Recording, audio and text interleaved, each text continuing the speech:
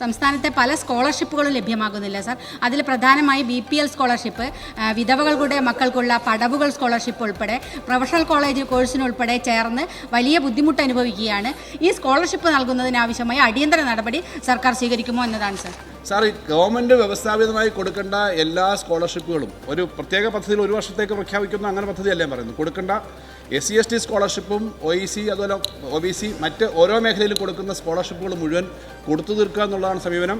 ഇപ്പോൾ കഴിഞ്ഞ ദിവസം ഇതിൻ്റെ ഇത്തരമൊരു സാഹചര്യത്തിൽ നമ്മൾ പണം കൊടുക്കുന്നില്ല എന്നൊരു ധാരണ വരുത്താൻ വേണ്ടിയിട്ടുള്ള ചില വാർത്തകൾ വരുന്നതാണ്. പക്ഷേ ഇങ്ങനെയുള്ള സ്കോളർഷിപ്പുകൾക്കും ഏറ്റവും സാധാരണക്കാരെ സഹായിക്കേണ്ട കാര്യങ്ങൾക്കും ഒരു കുറവും വരുത്തുന്ന കാര്യമില്ല. അതുകൊണ്ട് ഈ പണം മുഴുവൻ ഈ പറഞ്ഞ ഇത്തരം ചെറിയ ചെറിയ സ്കോളർഷിപ്പുകൾ ധാരാളമുണ്ട്, അതെല്ലാം കൊടുത്തു തീർക്കാൻ വേണ്ടിയുള്ള നടപടി സ്വീകരിച്ചിട്ടുണ്ട്.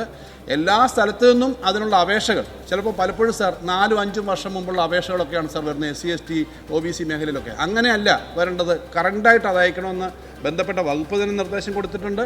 ധനകാര്യ വകുപ്പ് ആ നിലപാടെടുത്തിട്ടുണ്ട്. അത് വരുന്നതനുസരിച്ചിട്ട് എല്ലാം കാലവിളംബം ഇല്ലാതെ കുടിശ്ശികയില്ലാതെ കൊടുക്കാനുള്ള സമീപനം തന്നെയാണ് സ്വീകരിച്ചിട്ടുള്ളത്. പണം മാറ്റിവെച്ചിട്ടുണ്ട്, അയച്ചിട്ടുമുണ്ട്, കഴിഞ്ഞ ദിവസവും കൊടുത്തിട്ടുണ്ട്.